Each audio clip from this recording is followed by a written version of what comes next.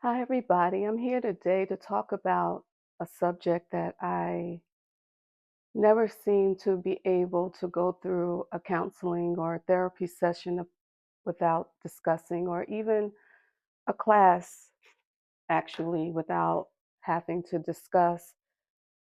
And I just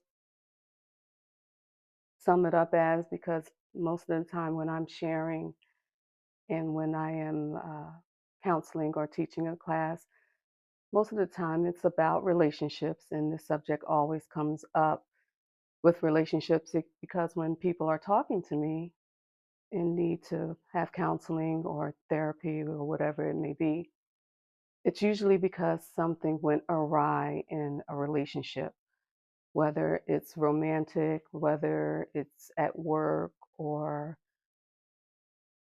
with a friend, something like anything like that. And this subject is forgiveness. And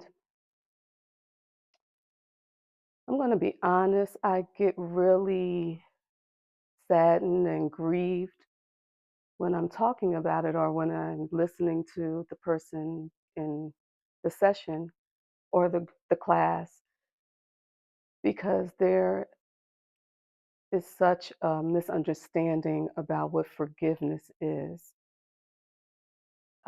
Forgiveness comes up because that's pretty much the key that's needed to mend or to move forward in a relationship, whatever it may be. And without it, you really are stuck, and it's hard to move past it and move forward without dealing with the subject of forgiveness. Now, I want to address, I was back and forth about how I was going to manage this talk here, whether I was going to do, I don't want to be real churchy because my ministry and my discussions are for anyone. You don't have to go to church, or you can be in church. It's for anyone. But I find that those who talk to me about this in depth comes from a place of severe church hurt. And I find that we Christians, because I am a Christian, have done some tremendous damage to people regarding the subject of forgiveness. And yeah, it's really bad out here with this, to the point that people who had some affiliation with church or God has ended that and are really looking at God from the lens of the people they interacted with instead of God for who He is. And it's really, really sad. First, I want to say there, and I did take a little bit of notes because I can talk about this a long time and I just don't want this video to be really long. But we have a great misunderstanding about forgiveness. And a lot of people mix forgiveness or believe that forgiveness and trust are are the same thing. And what I mean by that, well, what I usually do is, and this is for the religious people, because it's not really church, all church people. I want to say religious people with dogmas and their own understanding of scripture are the ones who pretty much bully and really use this word out of context. Forgiveness and trust are two different things. And I always like to bring this example up. Has not happened. This is not this has not happened, but I use this example to try to get people to understand the difference between forgiveness and trust. So I have a son, he's an adult, and I have had him in school, as like all of us do. He's been to school. Nobody really babysat him when he was a baby but my mother, but he's been in school in places where I have not been present. And let's say it did not happen, but let's say someone did something to my son while he was in school that they um, did something sexual or did something extremely inappropriate to him that that really is warranted legal action or me making hopefully well, thank God never happened because I really probably would have went to jail if it did, but did something to my son that was very extremely inappropriate or sexual or anything in that manner. God is expecting me to forgive him or her or whomever did something to my child. But forgiveness and trust are two different things. I can forgive this person or whomever did something to my child. How, no matter how devastating and how damaging it is, but just because I forgive that person does not mean I will trust that person again. In that aspect, I mean, if someone did something to my child at this babysitter or school or wherever that was, I'm not going to, once I say or come to the place of forgiveness, and we'll talk about that in a minute, I am not going to re expose my child to that same danger because I forgave the person for doing that to my child. That's At that point, I would not trust those persons or person with my child anymore. So therefore, wisdom would tell me not to bring my child back to those persons that harmed my child physically. But in the church or religious people will have us thinking that if you forgave someone, that means we're supposed to pretend like the situation or the incident never occurred, and we're supposed to walk around and act like nothing happened, and God is just going to fix it, and that's how we're supposed to roll. And that's not so. And I find that to be very damaging to people, especially those young in Christ, especially those who have had those things happen to them that I am providing therapy and counseling for. And they are now at that place of having a difficult time forgiving that person, again, because of the misunderstanding of what forgiveness is. So, what I did to kind of condense this a little bit is I have a list of what forgiveness is and what forgiveness is not. And I'm going to read that to you. And hopefully, this will shed some light on what forgiveness is and what trust is. So, first, the first thing forgiveness is letting go of resentment, anger, and hostility towards someone who treated you unfairly, even though you are justified in having these feelings. So, letting go of the resentment and anger. When you hold on to unforgiveness and grudges, the only person that's hurting is you. And I'm going to get to that in a second. But forgiveness is actually letting go of the resentment and the anger. What forgiveness is not condoning, approving of, or excusing what happened. So that's a little bit of what I talked about a few minutes ago about religious people will have us to think that we're approving what happened when we forgive. And that's why a lot of us don't want to forgive because we don't want to feel like we are proving something that was egregious. The second thing forgiveness is recognizing the wrongdoer is human and treating them decently despite what they did.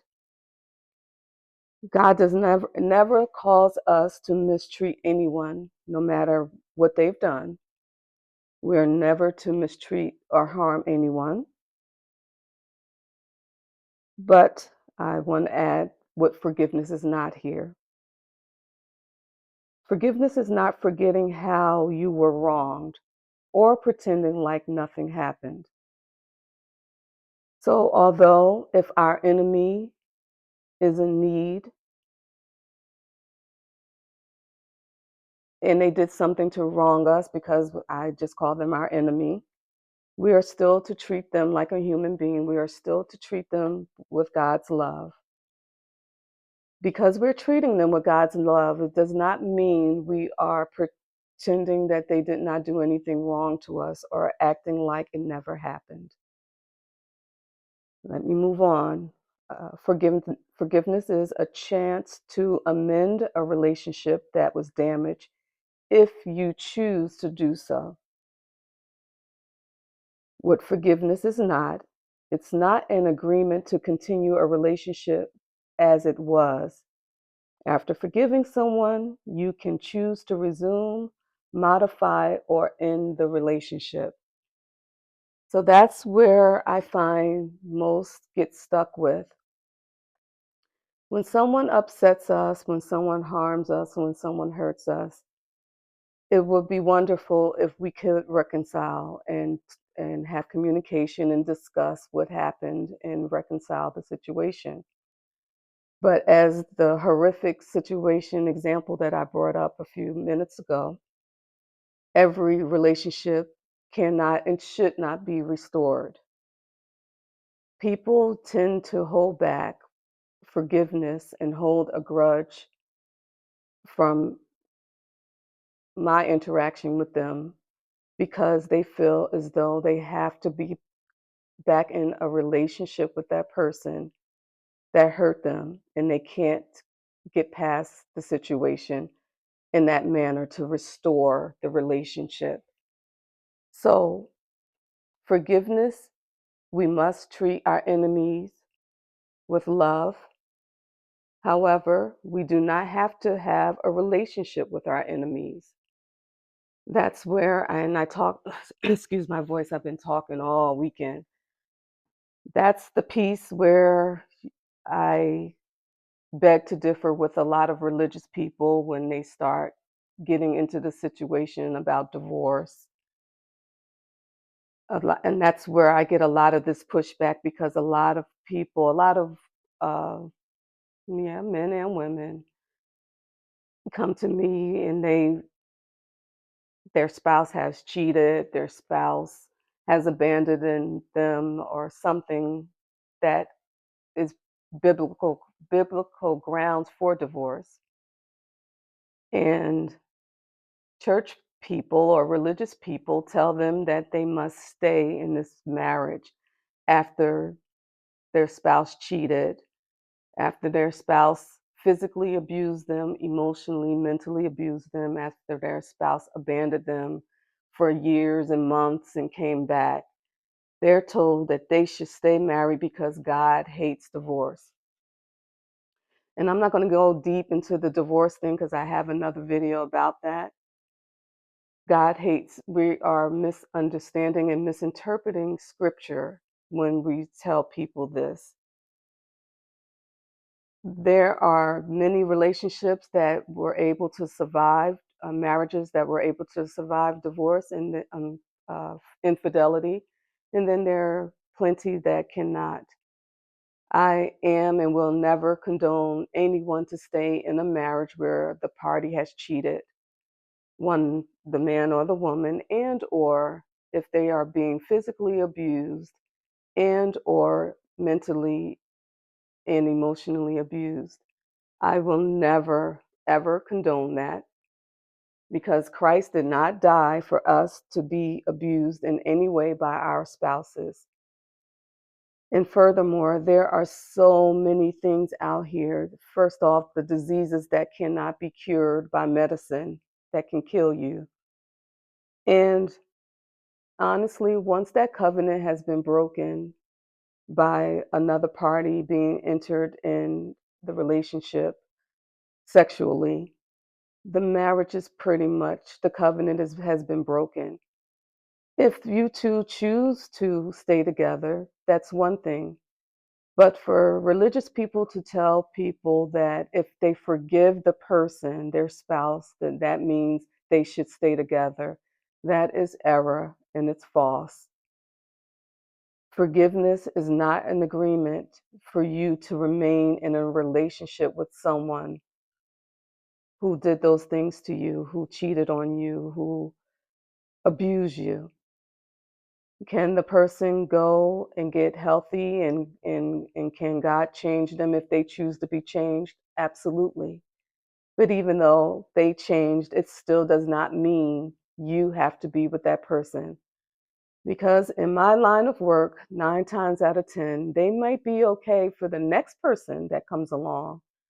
But you who have been abused, it's sort of a license for some. That being that you allowed it that time, and the second time, and the third time, and the fourth time, means that you're okay with them doing this, and this is how you're, you've taught them to treat you.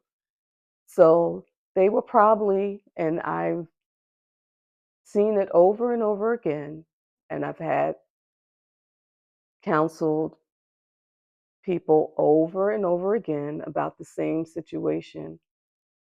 If someone's cheated on you multiple times, you do not have to reconcile the relationship unless you choose to. That's always your choice. I am never here to tell anyone to stay in a relationship or not. But if you choose to reconcile, fine. But be ready for any consequences that come from it if that person is abusive. Mm-mm. I can't even tell you one, I can't even think of one relationship that I have counseled that when the person took them back, that the abuse didn't happen again. Not one. And I've been doing this a long time, and I cannot say there has been one. And that's sad. Are there exceptions to the rule? Absolutely. But I have not experienced it uh, with my clients or my patients.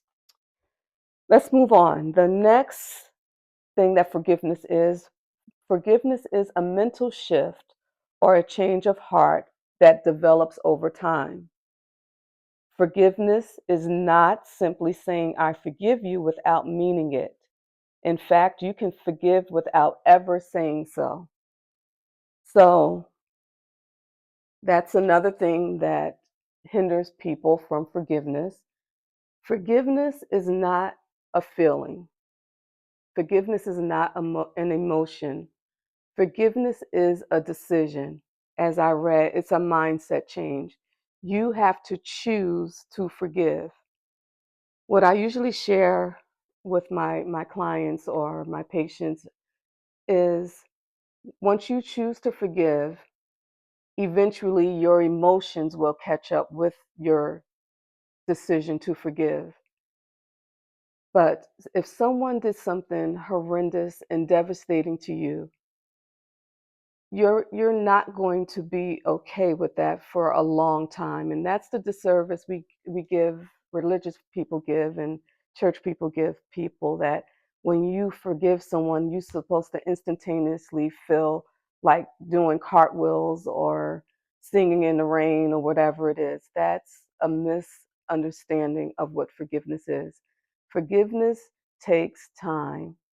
Forgiveness takes time. That's why people come to me to talk and to process the situation of what happened, because you have to process your emotions in the situation at hand in order to come to a place of indifference or acceptance of what happened to be able to move forward.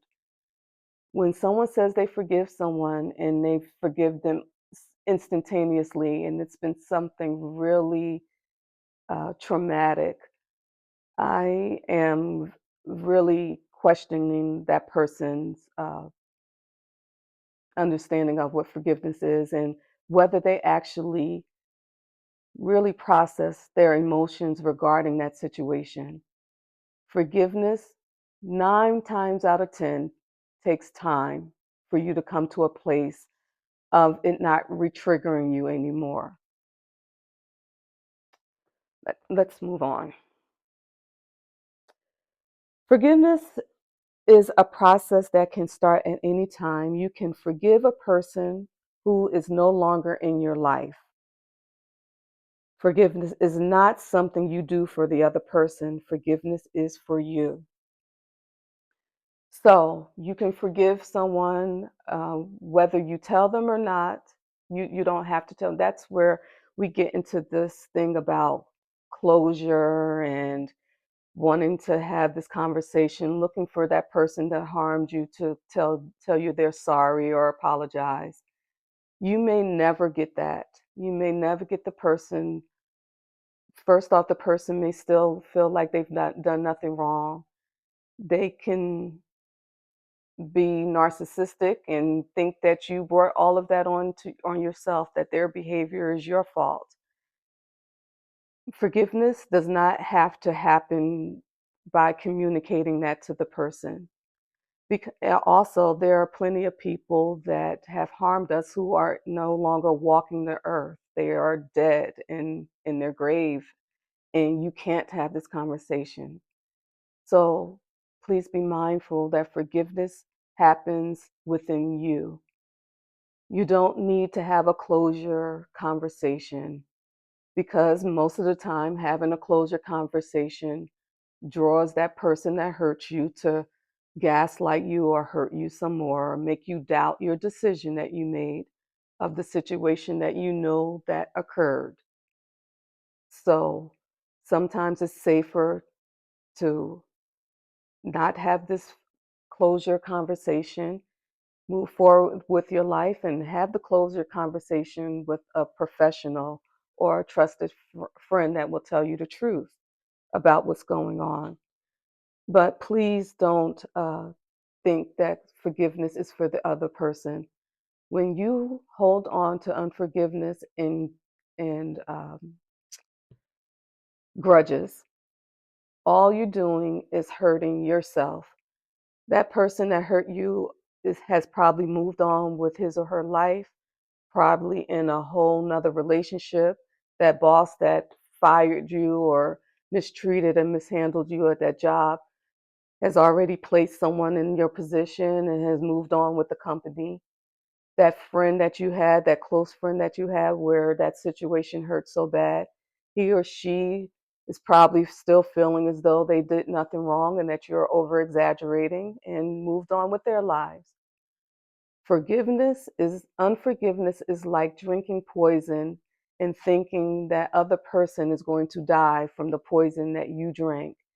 All unforgiveness does is hurt you emotionally and further keep you stuck in a mental and a physical and emotional situation that continues to deteriorate you mentally, emotionally, and physically.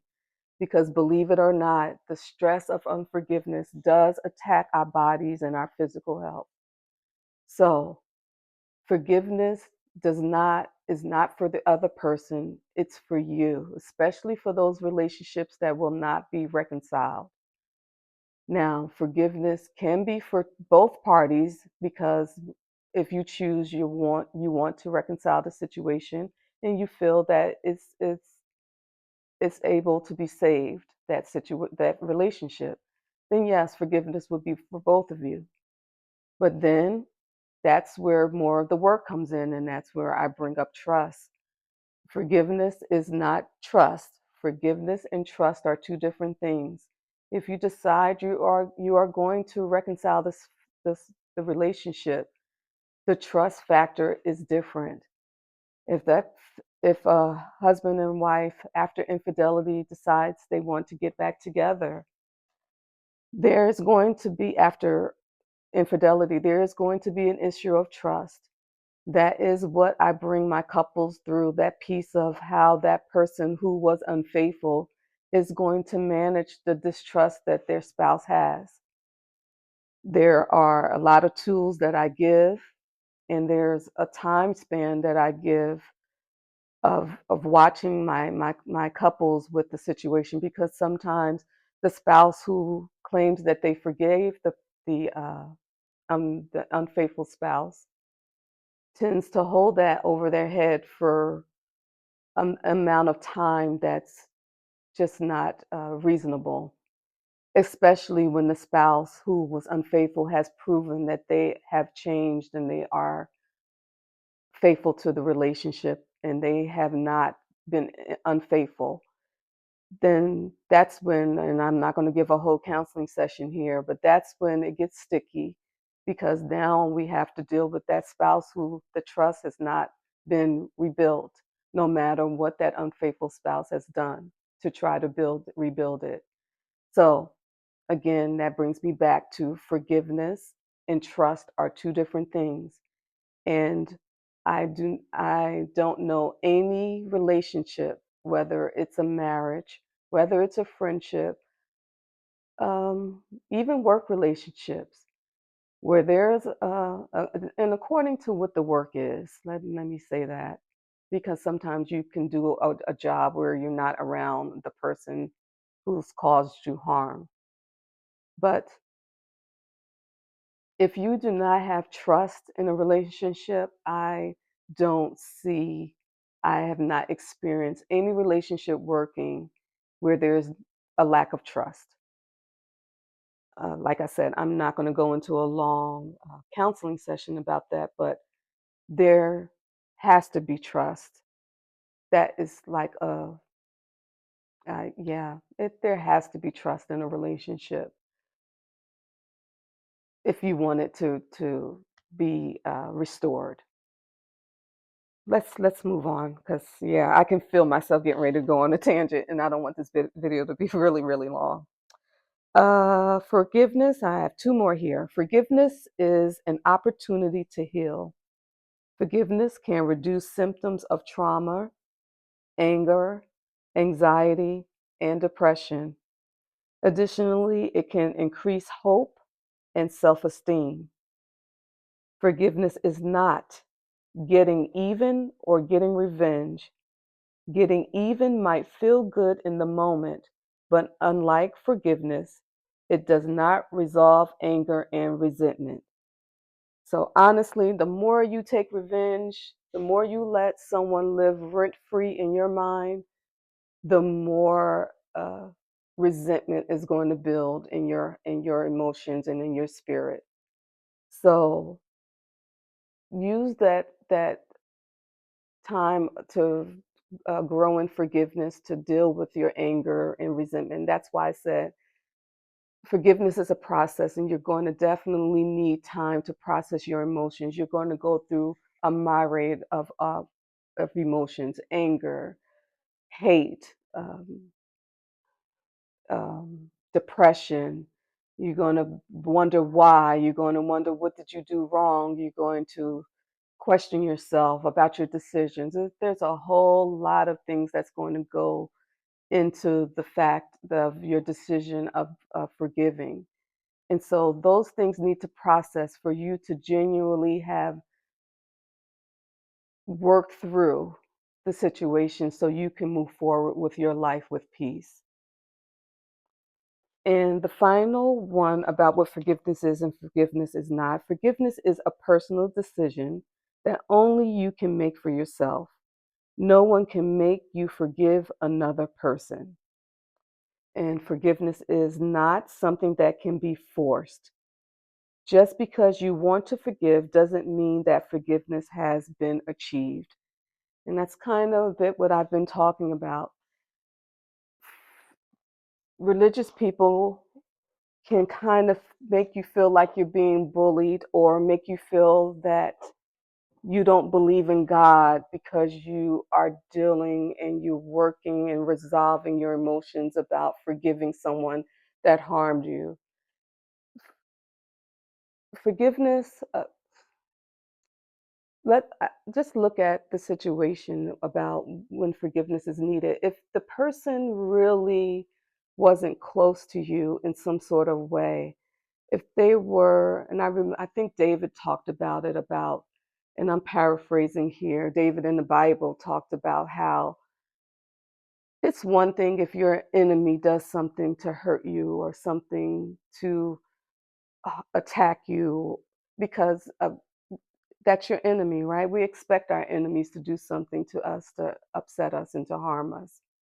But when it's your husband or your wife or your best friend or your siblings or that that that supervisor you had that you thought was your friend and you were pouring out to and they backstabbed you, or a coworker that backstabbed you that you thought was your friend, those are some pretty big guns, and that's what makes forgiveness hard for people because it's somebody that really meant something deep to you. And so to just say the words, I forgive you, and not process all the things that come behind someone that close to you harming you is just not realistic. And that's not what God is calling us to do. I, I can think of so many scriptures about how religious people will try to come against what I'm saying about the main scripture I hear that my clients bring up or my patients bring up is, well, they always tell me the Bible says we're supposed to give 70 times 7. And yeah, I did not say anything about not forgiving a person when they harm you and hurt you. What I'm saying is that God is not calling us to trust a person that harmed and hurt you without them doing something to rebuild that trust. What we do and what I find that patients and clients do is they take all of that burden on themselves about forgiveness and reconciling the relationship, and the person that harmed them takes no accountability for their actions and their behavior. And that's not so. If a relationship is to be restored, that person needs to prove themselves by rekindling and rebuilding the trust. And that takes work and accountability on their part. So, yes, you are to forgive, but I repeat, you do not have to restore that relationship if you find that there's no place in your heart or no room that you can ever look at that person the same, or you can ever trust that person the way you did before. And also tell my groups that I teach that sometimes you don't have to cut the person completely off. Sometimes you have to place them in a different space in your life. Sometimes where you had them here close to you in your inner circle, they can't handle that space in your life. So you will have to place them in a space that you have to have boundaries in order to interact with them. And that's okay too. Again, that brings us back to the place of processing your specific situation because everyone's situation is different. So I don't want you to leave this talk thinking that I'm talking to any specific situation. I definitely recommend you talking to someone, a professional. You can contact me or a close friend, that's someone that can help you process through what your situation is to help you manage that situation for the best outcome that you can have, that you can walk in peace. So to close this out, along with the forgiveness piece, what I find is while there is difficulty for the person who has been offended or who has been attacked in some type of way to forgive the persons that harmed them.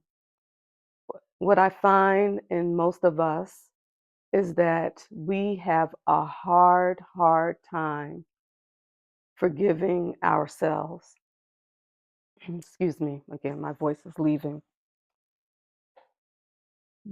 We, especially if we are the persons that did the harming, we could have been the one who made a horrific mistake, and sometimes I don't like the word well, I guess it can be a mistake, but most of the time when we've done something horrific or devastating, cheating or anything of those natures, or uh, physically or mentally abusive, we've made a decision to do those things. So sometimes I don't like to call it a mistake when we made a decision. But you could have been that person who has done those things to a person, and th- they choose not to rekindle or restore that relationship with you. And we have a difficult time forgiving ourselves. And that keeps us in the most bondage, more so than the person who didn't want to restore the relationship. They, as I stated earlier, could be long moved forward and past the situation and moved on with their lives. But we're holding on to something and beating ourselves up, and nobody can beat us up more than or better than we can beat our own selves up. And forgiveness needs to happen with yourself too. I liken that to us putting ourselves in the place of God. If God, the creator of everything, the universe and everything in it, says he forgives us, who are we to hold unforgiveness against ourselves? We have to come to the place to let it go when we've done something wrong. But that goes not without taking responsibility for what we've done. So let's quickly go through that. And I'm just going to read these off really quickly to you about how you can actually do that. Because I don't want to leave this discussion without give you tools to help you forgive yourself. First things first is you understand your emotions. You have to understand and, and process the why behind what you've done. You have to process the why behind what you've done. There's always a root cause to our behavior, always.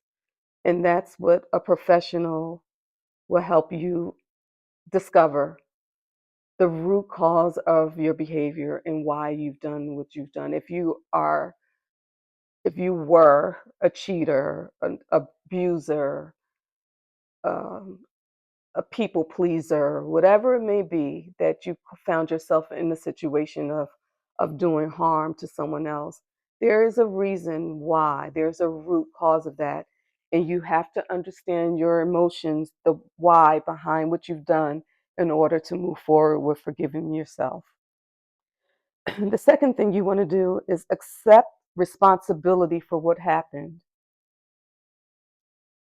Gaslighting, pretending like you've not done anything wrong, making the other person feel responsible for your behavior is not accepting your responsibility, not accepting what you've done. No one can make you do something wrong. No one can make you cheat. No one can make you hit them. No one can make you mentally abuse them or emotionally abuse them. No one can make you do these things. We have no control over other people's behavior, but we definitely have control over our own behavior. So the next step is to accept your responsibility for what actually happened. Then I want you to treat yourself with kindness and compassion. So, the tool I usually give my clients or my patients is put yourself, act like you are talking to one of your best, your closest friends, and they've done something wrong and they mishandled someone. and they've done something really, really bad, I want you to put yourself as, what would you say to them if they did that? What would you tell your best friend if they did something really, really devastating after you've shared your anger, your disappointment, or whatever that may be? After you've done that, what would you do if they couldn't let it go? What would you tell them? What would you say to them? Usually, we have more compassion for other people than we have for ourselves. So, I want you to take whatever you would say, and if you've gone through something that you're really working through, write down if your friend went through the same exact thing you've gone through. What would you tell him or her if they're trying to, if you see they're working on themselves and they're trying to do better and they're living a different life and they couldn't get their husband back or they couldn't get their spouse back, but you see they have done the work and they are striving to do better, but they just can't let it go and they won't forgive themselves. What would you tell them to do? Apply that to yourself. That same heart of compassion and kindness. If you have an opportunity, number 4 is express remorse for your mistakes. If you have an opportunity to go to the person who you've harmed, if they allow you to talk to them, don't force it, but if they allow you to talk to them, tell them and that, express that you're sorry for what you've done. Take accountability for what you've done. Most of the time, that is what upsets people the most, is that the person that hurt them never ever apologized or never said they were sorry. So express remorse for your mistake. That's another part of taking accountability for your action. Again, make amends and apologize, including apologizing to yourself. Sometimes we are holding unforgiveness for choosing people that we've chosen. Sometimes we are, especially I hear this from very educated people, and I was at that place myself. It's like I'm smarter than that. Why did I choose this person, or why did I choose to, like, I know better than that. So you have to apologize to yourself for making the decision.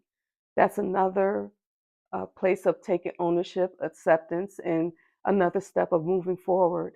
We all make mistakes. None of us are perfect. Even if you're smart, you are going to make a mistake. You're going to make an error in judgment. You're going to choose things you shouldn't have chosen. Forgive yourself by just apologizing to yourself that you're sorry for that mistake, and which is coming up next, number 6, is look for ways to learn from the experience. If you've not learned from your mistake, you are going to, or that devastating thing you've done, you're going to repeat it over and over and over again. I don't care how many wives you get. I don't care how many husbands you get. I don't care how many jobs you go to. I don't care how many friends you uh, becomes friends with. You are going to bring yourself to all those situations, and you are the common denominator. So if you have not learned and not processed from that experience, you are going to repeat it over and over again. So, in order to adequately forgive yourself, learn from the experience, learn why you've done what you've done, so you won't repeat the situation again. And then finally, number 7, focus on making better choices in the future. We can't make better choices if we don't know why we've done what we've done or why we do what we do. So, in order to make better choices, take the steps, go back through this video and go through the steps that I've given you to start processing what happened and your part and your role that you played in whatever the situation may be. You may not have hurt someone, but you may have made a decision of choosing someone that you've seen, and as you started processing, and hindsight is 2020, you've seen all the red flags, but you still made the decision that you made to choose that person. And then now you're in a place where the relationship has been uh, uh, destroyed or divorced or whatever it is. You're going to have to go through all of those things to begin to forgive the other person, forgive yourself, and to uh, moving forward in your life so that you can have peace, which God calls us to, and you can have fulfillment moving forward in the calling or the purpose that you are here on this earth for. What I share with my groups and with my clients, 9 times out of 10, and I can really place everything on this. Your situation is unique to you because you are going to be used to help someone in that situation that you've gone through and that you've lived through. So do the work, process what happened, process the situation, heal, grow from it, learn from it, so you can be productive on being an instrument of helping someone in need that's walking in the shoes that you've already walked in. So hopefully this video helps you.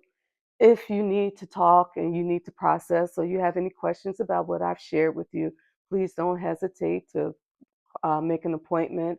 All the information to do that will be in the description. But please don't let anybody hold you hostage for the rest of your life, not even yourself.